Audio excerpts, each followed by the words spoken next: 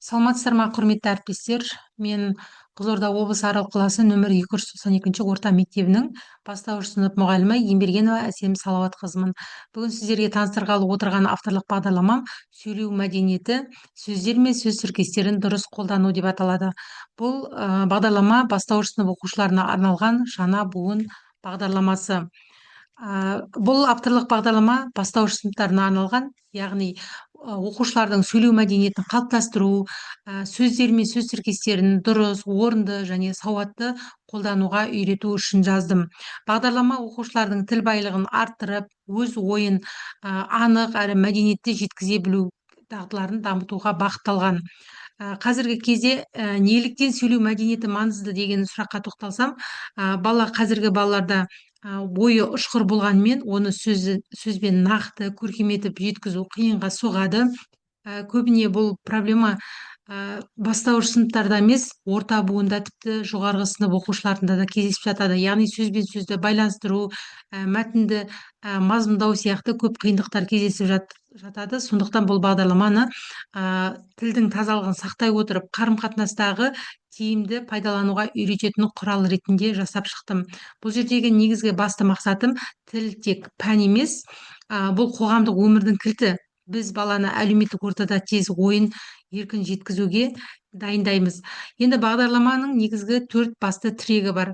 Бірінші, сөздік қор, яғни оқушылар жаңа сөздер мен тіркестерді меңгеру, олардың мағынасын дәл түсініп, дұрыс контексте қолдана алады. Екінші, қарым-қатынас дағдысы дамиды, яғни оқушылар бір-бірімен пікірталас жүргізеді, сұрақ қояды, өз ойын логикалық түрде нақты жеткізе алатын болады. Үшінші, грамматикалық сауаттылық, яғни дұрыс айту, қатесіз жазу және сөйлем құрылымдарын еркін меңгеретін болады.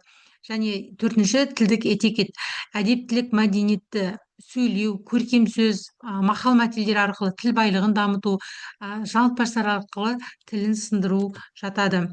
Енді бұл жерде мен оқу емес, қызықты ойын деп алдым. Яғни бұл бағдарламада біз қалай оқытамыз? Ең бірінші, бұның ішінде әртүрлі интерактивтік тәсілдер пайдаланады. Яғни ойындар, пікірталастар, мәтіндермен жұмыс тек жаттап алу ғана емес, қолдануға басымдық беретін болады. Және де білесіздер, қазіргі таңда жасанды интеллектпен көп сабақтарда пайдаланатын болдық. Яғни оқушыларды біз жасанды интеллект арқылы бағдарламамен, әртүрлі бағдарламалармен, ойындармен, интерактивті ойындармен үйрететін болсақ, осыған сәйкес, авторлыққа бағдарламама сәйкес арнайы платформа жасадым. Қазір мен осы бағдарламаның соңында сіздерге түсіндіріп өтетін боламын. Және де бұл бағдарлама аясында шығармашылық еркіндік орын алады. Яғни арнайы жаттығулар, ребустар шешу, эссе жазу және көркем сөзді, өлеңдерді пайдаланып айтатын болады. Және әрбір жаттығудан кейін көңілді бағаланып отыратын болады. Енді мен бұл жерде саяхат картасы, яғни дыбыстан күрделі ойға дейін деп алып отырмын. Бұл жерде 4 қадамға бөлдім. Яғни менің авторлық бағдарламам 4 сағатты қызықты бағдарлама, яғни әр сабағы жаңа бекет ретінде қарастырдым. Яғни бірінші бекет, бірінші қадам деп айтсақ та болады. Бұл жерде кіріспе, екінші фонетика және лексика әлемі, морфология әлемі және синтаксистік әлем. Бұл жерде бірінші қадам дыбыстан мағынаға өтеді, яғни фонетика әлемінде функционалдық сауаттылықтың негізі дыбыстар мен буындарды дұрыс айту, сөздің нақты естілуін үйренетін болса, лексика әлемінде сөздік қорды байыту, синонимдер, антонимдер, көне сөздер және фрологизмдерді таниды, сөздің астарын түсінетін болады және көркемдігін түсінетін болады. Үшінші қадам, бұл жерде сөздерді құрастыру шеберханасы, яғни морфология. Бұл жерде оқушылар сөздердің жасалу жолдарын түсінетін болады. Яғни кірпіштер сияқты әр сөздерге қосымша жалғау арқылы жаңа мағынаны тудыратынын түсінетін болады. Яғни зат есім, етістік, сын есім, сан есім сияқты барлық іс-әрекеттерді әрқайсысына сәйкес өзіне талдайтын болады. Яғни оқушылар бұл тапсырмаларды орындау нәтижесінде орфографиялық қателерді көріп, өз бетінше түзете алатын деңгейге жететін болады. Енді төртінші қадам ойды жеткізу шеберлігі, яғни синтаксиске байланысты тапсырмалар жүретін болады. Жай сөйлемнен күрделіге дейін жүреді, яғни сөздердің бір-бірімен логикалық байланысын, толыққанды аяқталуын, ойға айналуын түсінетін болады.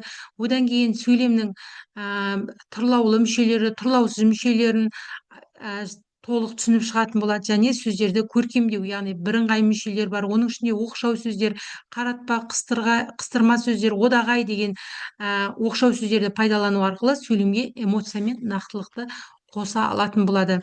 Енді бағдарламада нәтижесінде оқушылардың сөздік қоры бай, жаңа сөздерді еркін қолданатын болады, қазақ тілінің ережелерін сақтап, ойын логикалық және көркем түрде жеткізетін болады, коммуникативтік дағдысы жоғарылайды, яғни еркін сұрақ қояды, дәлелді толық жауап беретін болады, және этикетті сақтайтын болады.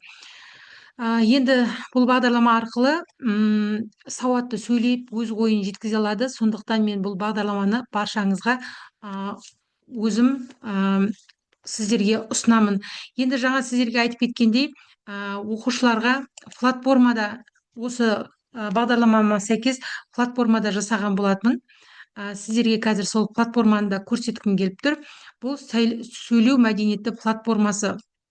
Бастау дегенді басқан кезде бұл жерде жаңа айтып өткен 4 бөлігіміз фонетика, морфология, лексика, синтаксис бойынша 4-ке бөлініп тұр. Енді бұның әрқайсысын ашқан кезде оқушыларға сабақ үстінде әрқайсының ережесі, мысалдар, оның ішінде жуан дыбыс, қатан дыбыс, жіңішке дыбыстар қандай болады, оқушыларға дауысты аудиомен есту қабілетін дамыту үшін аудиомен тыңдатуға болады, немесе балалардың өздеріне оқытуға болады. Және мына жерде қарасаңыздар, жаттығуды орындау деген батырмасы бар. Бұл жерде әртүрлі тағы да 4 тапсырма бар. Яғни мұғалім түсіндіріп болғаннан кейін оқушыларды жеке немесе топпен әртүрлі тапсырмаларды орындатуға болады. Мысалы, қай сөзде қате жазылған? Бұл жерде оқушы оқып тапсырманы тауып отыру керек. Келесі дегенді орындау арқылы келесі тапсырмалар шығады, яғни синонимдерді тап, оның ішінде биік аласа, күн, түн деген сияқты әртүрлі тапсырмаларды орындайды. Сонымен қатар бұл жерде ойындарға да балалар үшін қарастырылған. Яғни жаңа жаттығулардың өзі әртүрлі жаттығуларды орындап болғаннан кейін ойындар ойнатуға да болады. Бұл жерде викториналық сөздік ойындар, шатасқан әріптерден сөз құрауға байланысты жұмбақтар, яғни викторина бұл жерде уақытпен, солай тапсырма қызықты. Бұл балалар үшін өтімді, яғни мұғалім үшін де бұл өте тиімді платформа. Яғни сіздер дайын қымыжыны ғана алып қоймай, 45 минуттың үстінде сіздер оқушы сабақтарыңызды көркем әрі ертеңгі сабаққа мен не дайындаймын деген сұрақтан арыласыздар. Яғни сіздерге бұл тапсырма сабақ өткен кезде тиімді. Енді мына жерде қарасаңыздар, әрқайсының жетістігі, жаңа мен сіздер көргендеріңізде фонетиканы ғана аштым. Сол сияқты әрқайсысын тапсырманы орындаған кезде мына жердегі ұяшықтардың барлығы ашып отыратын болады. Және де оқушыларға қанша ұпай жиналғаны шығып тұрады. Аяқталған сабақтар нешеу, соның барлығын жылдың аяғына дейін көріп отырса болады. Және де мына жерде қарасаңыздар, мұғалім деген батырмасы бар. Әр мұғалім өзіне мына жерге берілген тапсырмаларға қарап динамика көрсе болады. Мысалы, фонетикадан неше пайызға жетті? Мысалы, 75, жаңа біз жартылай ғана орындадық. Лексика, яғни әрқайсының өзінің динамикасы шығып тұрады, қаншалықты өткенін. Және де оқушылардың белсенділігісі бұрын қандай болды, алдағы уақытта қалай өсу деңгейімен келе жатыр. Оның ішінде сабақ беретін мұғалімдеріңізге оқушыларыңыздың аты жөнін жазып қойсаңыздар, әрқайсының өзінің деңгейлері шығып отырады. Міне қараңыздар, Динара 78%, Нұрлан 45, яғни өтпеген, статустары өтті, өтпеді деген статустары арнайы көрсетіліп отырады. Менің бүгін сіздерге таныстырғым келген авторлық бағдарламам осындай. Сөйлеу мәдениеті платформамыз міне осы. Алдағы уақытта сіздерде пайдалансаңыздар болады, сабақтарыңызда пайдаланыңыздар. Ұсыныстарыңыз болса, сұрақтарыңыз болса, мен жауап беруге дайынмын. Тыңдағандарыңызға көп-көп рахмет.